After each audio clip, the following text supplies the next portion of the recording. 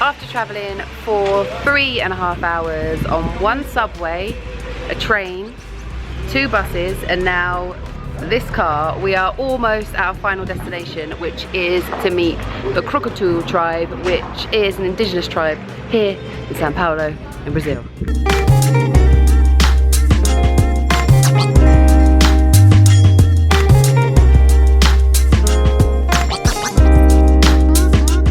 We've made it to Kolkata. No one seems to want to help us. I think they just think that we're like invading their native Indian space. We were just wandering around like lost puppies, feeling a little bit out of our depth. But it's alright now. We're en route as planned.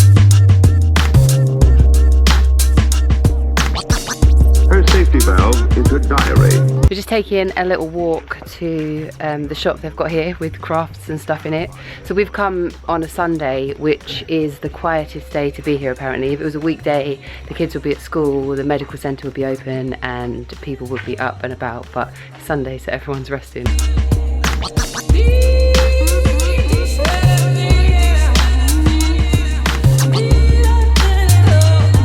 So what I'm learning from Olivier is that here the tribe is under constant attack of losing their land. They're protesting all the time, as are other indigenous tribes, to make sure that their land is protected and that no one can take it, because at present it's not protected, and that means anyone can come in here and take the land. Imagine your life is somewhere and you don't know if at any moment you're actually allowed to stay or not. Obviously, as indigenous people, they've already had so much taken from them that all Olivier's tribe are asking for in particular is just to keep what they already have, to be able to maintain their lifestyle. We just asked Olivier why now and when the indigenous tribes started to wear clothes, because obviously that's not what we expect them to be doing, but apparently about 100 years ago is when they started to wear clothes because the outside world was judging them so much that they felt that they needed to conform to fit into the world, I guess. And now, he said, on the flip reverse, everyone asks why they wear clothes, because they expect indigenous people to be wearing their own clothes. So he said whatever they do, they're always under constant judgment. That seems to be the case with a lot of indigenous people. They were the first people here. This land belongs to them. Other people have come in, have taken stuff, have destroyed stuff, completely changed the way that they lived. And these are people that live with nature, for nature, and actually we could learn from instead of judge.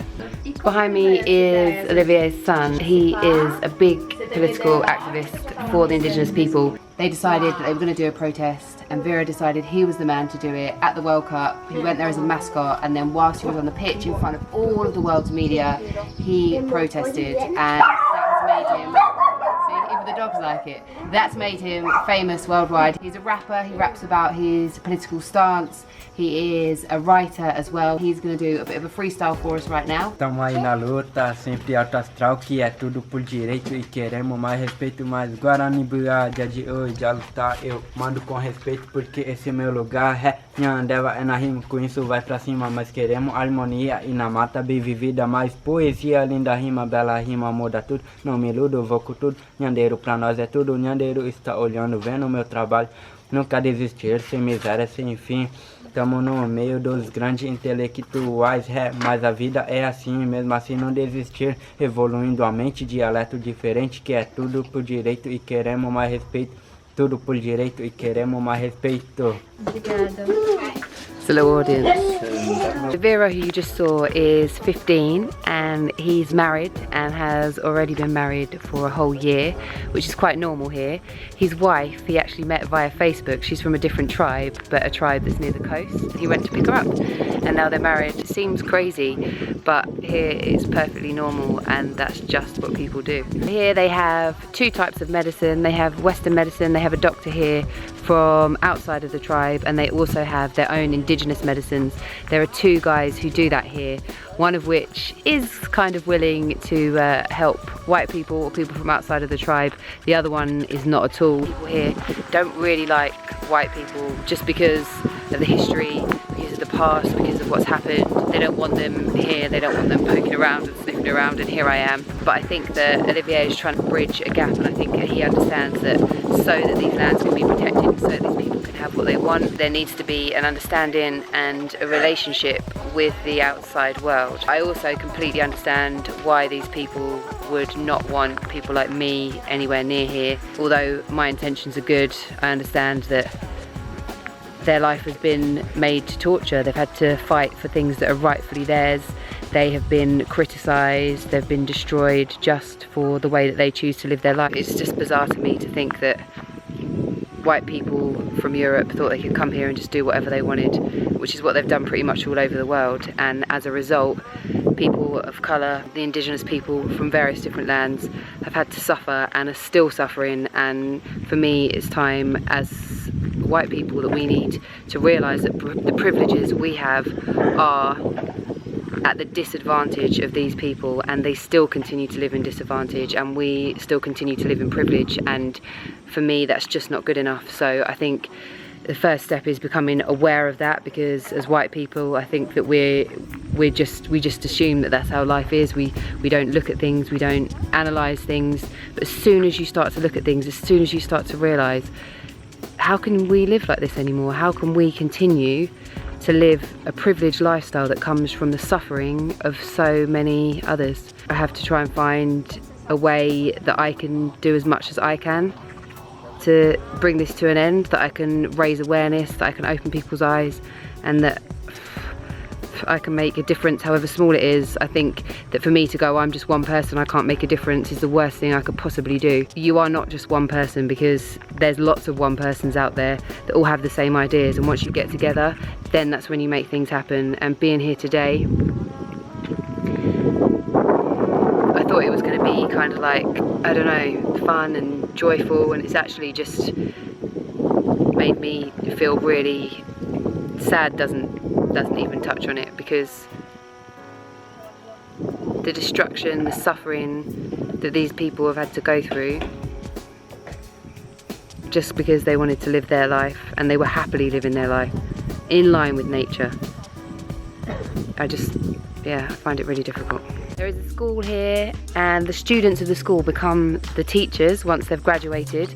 The only person in the school that is not from the indigenous tribe is the principal, the head teacher. The subjects that they learn are pretty much the same as us, I guess, but also indigenous history. And then they work here in the village, so they work at the medical centre, they work at the school. There's various different jobs that they do, but no one here works in Sao Paulo. No one goes to the city, they just stay here. They don't grow any of their own vegetables because the land here just isn't good for that. So they use the wood from the trees to make crafts, and then they sell those. They buy their fruit and vegetables from the shops locally, the people locally. Dorado is the chief here, and we're just going to have a chat with him and ask him some questions.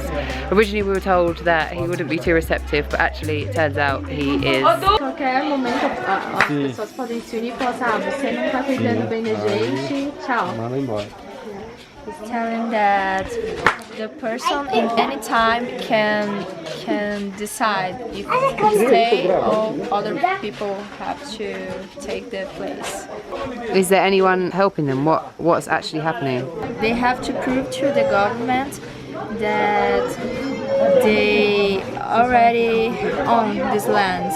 So the government that has to search more about it, and they have to prove somehow.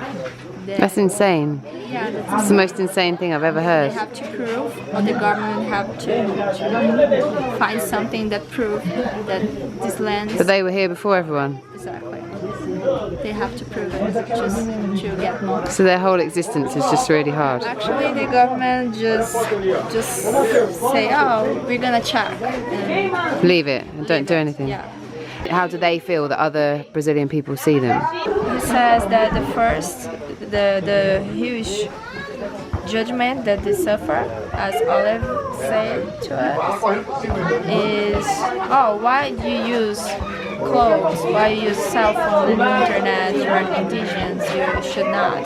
But for 100 years the people forced they to act like the other of the people, and now they are acting like this. So the people say you should not do this. So, and the other people in the city, they don't want to stay close to them. Like he said that once in a bus, he sits and And the lady, come on, get up and no, I'm not gonna sit beside you. Wow. Obrigada. Eu não estou muito acostumado a abraçar, mas They not used to hug. tá bom. Thank you. Thank you for welcoming me here. Muito obrigada por receber a gente, Eu que viu? agradeço a vinda de vocês e espero que vocês venham de novo. I hope you back. É isso. Eu ia convidar vocês para. Eu vou levar o grupo para nadar na represa junto com as crianças, se vocês puderem ir. I've been invited down to the river by the chief. He's going to take us down there and we're going to have a little look. It looks absolutely stunning, and part of what he was saying was that they don't have enough land here for the amount of people that are here, and yeah, they're having to prove that this land is theirs when they were here before anybody else. So I'm not entirely sure how that works really, because isn't it just pretty obvious that it's their land? They were here first. They are the people that are native to this land. It just seems so backward and crazy to me.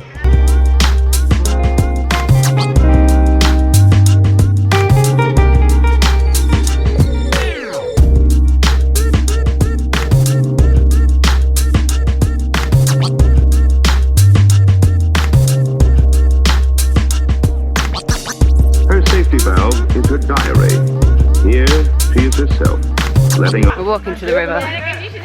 There's evangelical Christian people who come and visit the tribe and bring them supplies, donations of clothes, etc, etc. So they're also coming to the river with us. It's sad that the people that are indigenous to this country, A, have to fight to try and get their land back, but B, can no longer sustain themselves from the land that they do have, and thus have to wear clothes, have to buy groceries. Part of their lifestyle, their history and their way of being has been completely destroyed.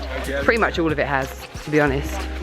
So now they just try and do the best, I guess, with what they've got and what they can. It's like a mismatch of cultures in one.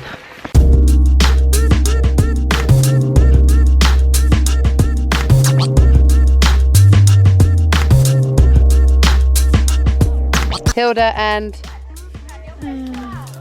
Maite. Maite? Ah, beautiful. Lindo. You want to go first? Yes. Go on.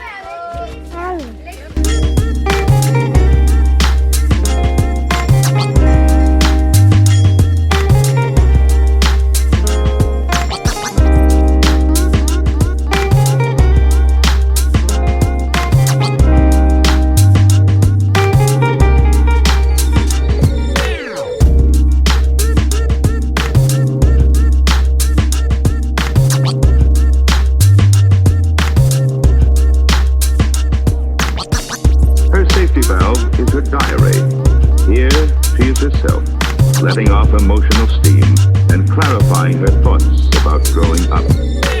We're back on the bus. It's going to take us about 3.5 hours to get back to Sao Paulo, but it was worth it, right? Yeah. This is Patricia. Patricia, you own Lilac Nails. What do you think is the most important thing about having nails and toes done, especially for Brazilian women? Because it's a big thing, isn't it? The most important thing is to have our clients feel better. Every girl needs to have this special moment of 1 hour weekly to take care of herself.